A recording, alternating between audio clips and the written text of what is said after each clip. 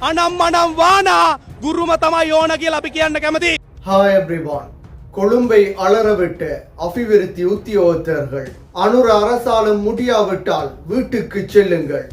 நாங்கள் எதிர்பார்த்த system change இதுவா? සෙල්ලම් කරන්න හදන්න එපා. ආණ්ඩුවට එරෙහිව නැගී සිටින දැවැන්තම් බලවේග පාසල් සංවර්ධන නිලධාරීන් කරගන්න එපා කියලා අපි ආණ්ඩුවට පැහැදිලිව මතක් කරන්න කැමතියි. கடந்த 2 ஏமாற்று அரசாங்கங்களின் போட்டோகாப்பியா இந்த அரசாங்கம் திசை காட்டியும் எமக்கான சரியான திசையை காட்டுவதற்கு மறுக்கின்றதா? இவ்வாறு பல கேள்விகளுடன் கொழும்பிலே கல்வி அமைச்சுக்கு முன்னால் இன்று ஆசிரியர்களாக கடமையாற்றும் அபிவிருத்தி உத்தியோகத்தர்கள் ஆர்ப்பாட்டம் செய்திருந்தனர். இந்த ஆர்ப்பாட்டத்திலே 4 பேர் கைது செய்யப்பட்டதுடன் எதிர்வரும் 10ஆம் தேதி வரை விளக்கமறியலிலும் வைக்கப்பட்டுள்ளனர். அதே போன்று 3 போலீசார் காயமடைந்த நிலையில் வைத்தியசாலையில் அனுமதிக்கப்பட்டதுடன் அதில் ஒருவர் ஐசியூவிலும் இணைக்கப்பட்டுள்ளார்.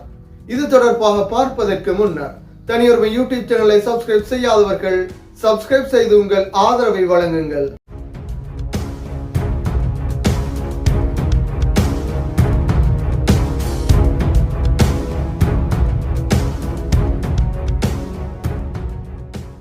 இலங்கையில் கடந்த தசாப்தத்திலே அதிகளவில் ஆளும் அரசுக்கு எதிராக ஆர்ப்பாட்டம் செய்தவர்களாக தேசிய மக்கள் சக்தியை காணப்படுகின்றது.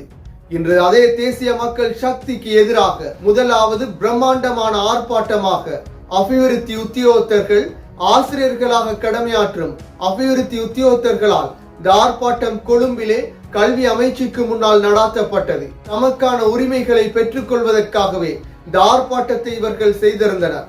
என்றாலும் இந்த ஆர்ப்பாட்டத்தையும் கடந்த அரசுகள் எவ்வாறு போலீசாரை பயன்படுத்தி ஆர்ப்பாட்டங்களை கலைப்பார்களோ அதே போன்ற இந்த ஆர்ப்பாட்டத்திற்கு எதிராகவும் போலீசார் செயற்பட்டிருந்தனர். ஆர்ப்பாட்டத்தையும் கலைத்திருந்தனர். கடந்த ஆட்சி காலங்களிலே அனைவருக்கும் ஞாபகம் இருக்கும். தொடர்ச்சியாக ஆர்ப்பாட்டங்களை செய்யக்கூடியவர்களாக ஜேஇபியை சேர்ந்தவர்கள் அல்லது என்பிபியை சேர்ந்தவர்களே காணப்பட்டனர். என்றாலும் இன்று அவர்களுக்கு எதிராகவே இந்த ஆர்ப்பாட்டம் நடாத்தப்பட்டுள்ளது. நீதிமன்ற சட்டத்தை நிறைவேற்றுமாறும் 16,000 அபிவிருத்தி உத்தியோகத்தர்களுக்கு ஆசிரியர் நியமனங்களை வழங்குமாறும் கோரியே இந்த ஆர்ப்பாட்டம் நடாத்தப்பட்டது. கடந்த 4.5 வருடமாக ஏமாற்றப்படும் ஒரு சமூகமாக இந்த அபிவிருத்தி உத்தியோகத்தர்கள் காணப்படுகின்றனர். பாடசாலையில் நியமிக்கப்பட்டாலும் சில பாடசாலைகளில் கூட ஆசிரியர்களாக ஏற்றுக்கொள்ளாமல் புறக்கணிக்கப்படும் நிலைமை கூட பாடசாலைகளிலும் காணப்படுகின்றது. இவர்களுக்கு ஆசிரியர் பதவிகளை வழங்குவதாக தேர்தலுக்கு முன்னர் தற்போதைய அரசின் உறுப்பினர்களும் பல வாக்குறுதிகளை வழங்கியிருந்தனர். ஆனால் இன்று வரைக்கும் இவை நிறைவேற்றப்படாதவையாகவே காணப்படுகின்றது. ஆசிரியர் தொழிற்சங்கங்களின் மிக முக்கியமான பிரதிநிதிகள் தற்பொழுது இந்த அரசிலே இருக்கின்றனர். அவர்களால் இந்த பிரச்சனைகளுக்கு அரசுடன் பேச்சுவார்த்தை நடாத்தி தீர்மானங்களை காண முடியும். பேச்சுவார்த்தை கூட நடாத்த தேவையில்லை. இந்த அரசு அனைவருமே இந்த பிரச்சனைகள் தொடர்பாக தெளிவாக அறிந்தவர்களே. எனவே இவற்றிற்கான தீர்மானங்களை ஆசிரியர்களின் பிரதிநிதிகளாக செயற்பட்ட மஹிந்த ஜெயசிங்க முன்னிருந்து செயற்படுத்த முடியும். எனவே இவ்வாறு அபிவிருத்தி உத்தியோகத்தர்களை வீதிக்கு இறங்கி போராடும் நிலைக்கு தள்ளக்கூடாது. அவர்களுக்கான தீர்மானங்களை பெற்றுக் கொடுக்க முடியும்.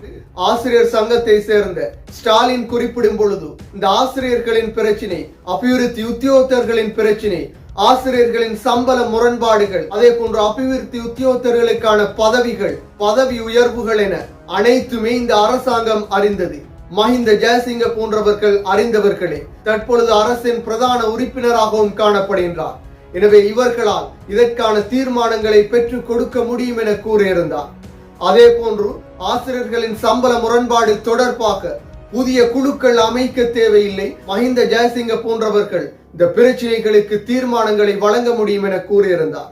மஹிந்த ஜெயசிங்க பாராளுமன்ற உறுப்பினராக தெரிவு செய்யப்படுவதற்கு முன்னர் பல போராட்டங்களை ஆசிரியர்களுக்காக, அபிவிருத்தி உத்தியோகத்தர்களுக்காக செய்திருந்தார். எனவே அவருடைய போராட்டங்கள் உண்மையானதாக இருந்தால், அவருடைய போராட்டங்களுக்கு உயிரோட்டம் வழங்கப்படுமாக இருந்தால், அந்த போராட்டங்கள் உண்மையிலே வெற்றி பெற வேண்டுமாக இருந்தால் இந்த அபிவிருத்தி உத்தியோகத்தர்களுக்கு, அதே போன்று ஆசிரியர்களுக்கு காணப்படும் அனைத்து முரண்பாடுகளும், அனைத்து பிரச்சனைகளுக்குமான தீர்வுகளை யாரும் வீதிக்கு இறங்கி போராடாமல் இவர்களை பெற்றுக் கொடுக்க வேண்டும். எனவே இவ்வாறான பிரச்சனைகளுக்கு தற்போதைய அரசாங்கம் தீர்வுகளை வழங்குகின்றதா? அதே போன்ற அபிவிருத்தி உத்தியோகத்தர்களுக்கு நிரந்தர நியமனத்தை இந்த அரசு வழங்குகின்றதா? அல்லது கடந்த அரசுகளை போன்று 4.5 வருடங்களாக ஏமாற்றப்பட்டதை போன்று இவர்களாலும் ஏமாற்றப்படுவார்களா? தொடர்ந்தும் வீதிகளில் இறங்கியே நாம் போராட வேண்டிய நிலை ஏற்படுமா என்பதை பொறுத்திருந்து பார்ப்போம். மீண்டும் ஒரு வீடியோ பதிவில் சந்திக்கும் வரை தனியொருவன் யூடியூப் சேனலை சப்ஸ்கிரைப் செய்யாதவர்கள் சப்ஸ்கிரைப் செய்து உங்கள் ஆதரவை வழங்குங்கள்.